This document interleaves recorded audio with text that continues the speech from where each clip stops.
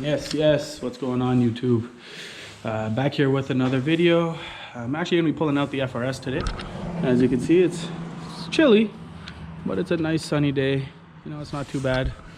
So I'm gonna go ahead, pull out the FRS and drive it around. I'm actually headed out to the gym wearing the Lakers hat because RIP Kobe. And what I'm going to be talking about today actually with you real quick, it's going to be a quick video about what it's like to own an FRS in 2020. I've owned this thing for about 4 years now, so yeah, let's get into it.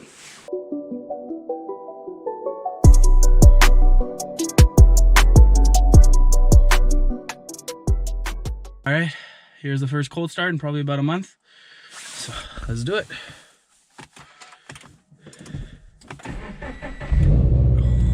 Oh man, I missed that. All right, so we're here. We're heading out to the gym. It's the middle of February. Get this thing out of the way. So yeah, just a little bit background story about this car. I actually got this car brand new back in 2016. Funny story actually how I got it. My parents have a Toyota Sienna, and they were actually taking it in for an oil change. So the shuttle had come back and was coming to pick up my mom to come and collect the Sienna from the dealership after the oil change. So my mom couldn't go, she was on a business call, and so I said, okay mom, don't worry about it, I'll pick up the car. And we also know the guy at the dealership that we bought the car from, so I was like, okay, you know what, let me go say what's up to him before I take the car back home. Now at the time I was actually I was looking into other cars, and so I walked into the showroom and I saw this car sitting there. This car is a RS 2.0, it's number 795 of 1000, and I walk in and I'm like, oh man, that's like if that's a car as a stick shift, I want it. So I walked in, I took a look inside in the car, and turns out it was a stick shift. So I called up my mom and I'm like, I'm buying a car. Mom's like, what? And yeah, so I said, yeah, I want the FRS. And she's like, okay. So then she came with my mom, she came with my dad, she came with my uncle, and funny story actually, that day we actually ended up going home with 3 cars. I bought this car, my uncle bought 2 cars, one for himself and one for his daughter. So yeah, fun story. But yeah, so anyways, I digress. So I've had this car for 4 years now. It's 2020 now. Now, funny enough, again, I've done all these modifications to this car and all of that. This car is actually a lease. That being said, though, I'm almost 100% sure that I'm going to be keeping this car after the lease is done. The lease will be done in August of this year, so August of 2020. So yeah, it's basically coming up now. So yeah, so I'm going to be keeping this car. I'm definitely not going to be sending it back to the dealership.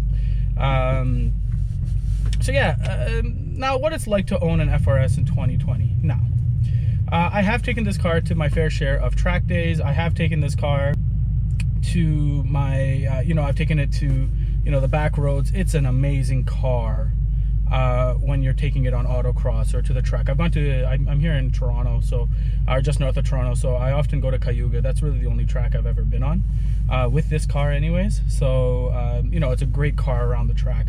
Around the corners, there's almost nothing that can beat it.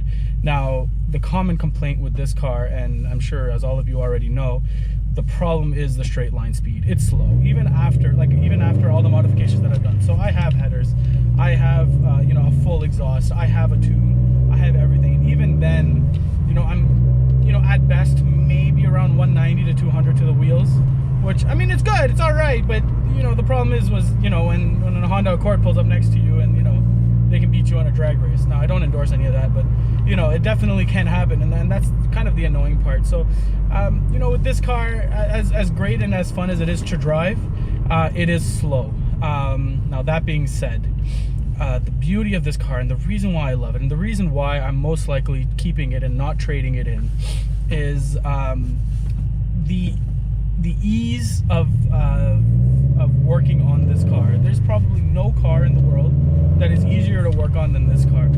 Almost every single modification you've seen on this car, I did it in my garage, with me and a buddy. From the coils to the exhaust to the intake, everything. It's extremely easy to work on. Brakes are extremely easy to change. The engine bay is huge compared to the size of the engine that's actually in there. So you know, if you want to do any forced induction, you know, that's definitely really easy to do.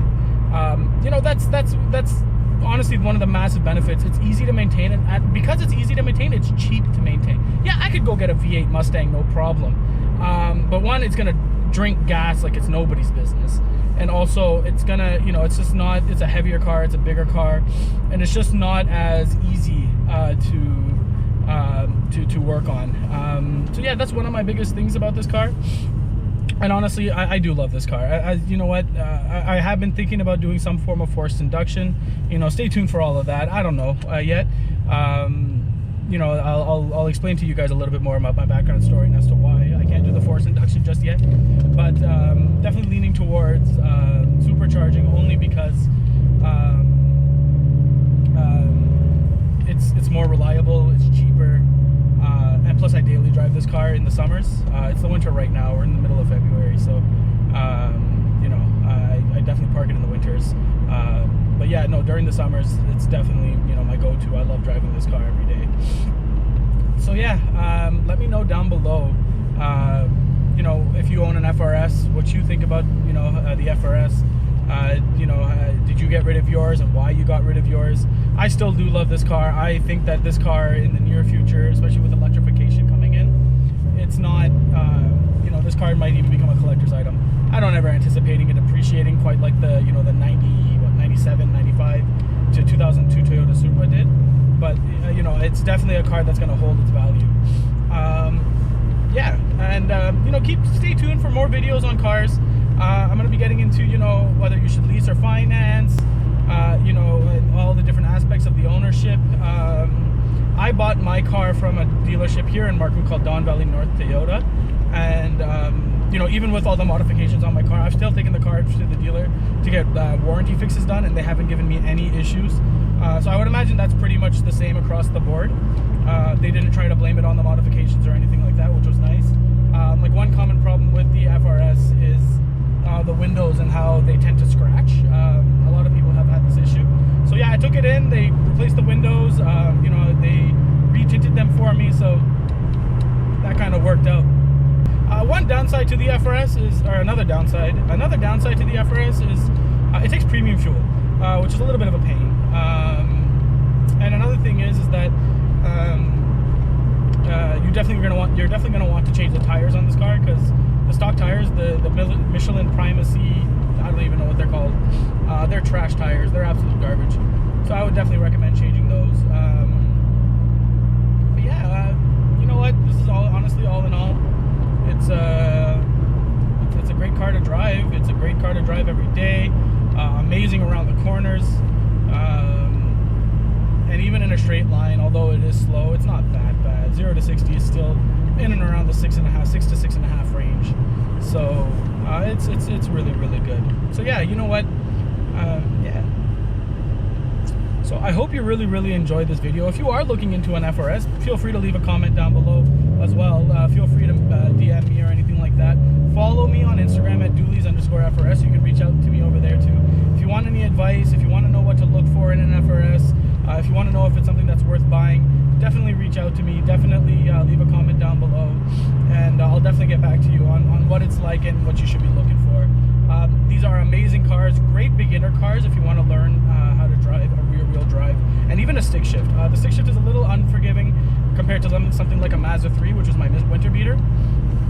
But yeah, it is a really great car to drive, really great car to learn on if you're a beginner.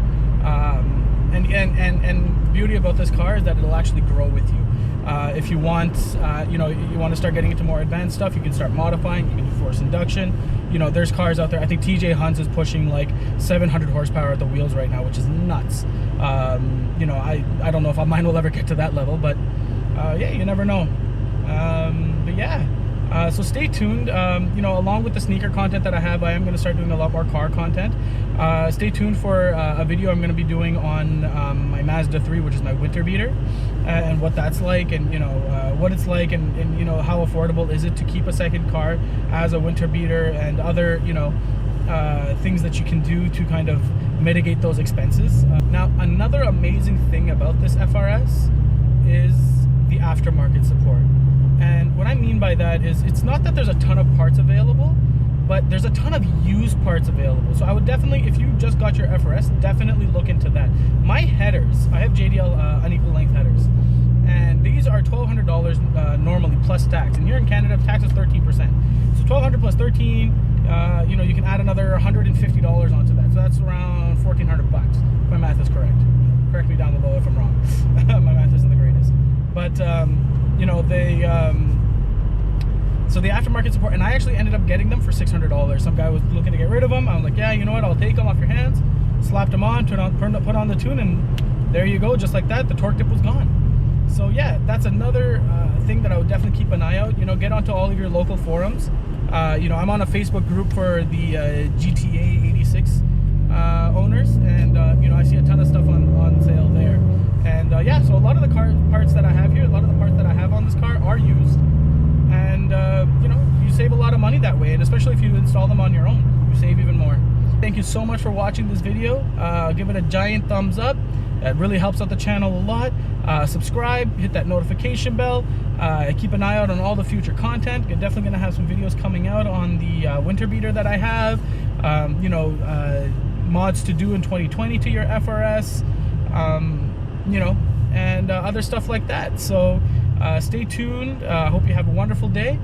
And in the famous words of Humble the Poet,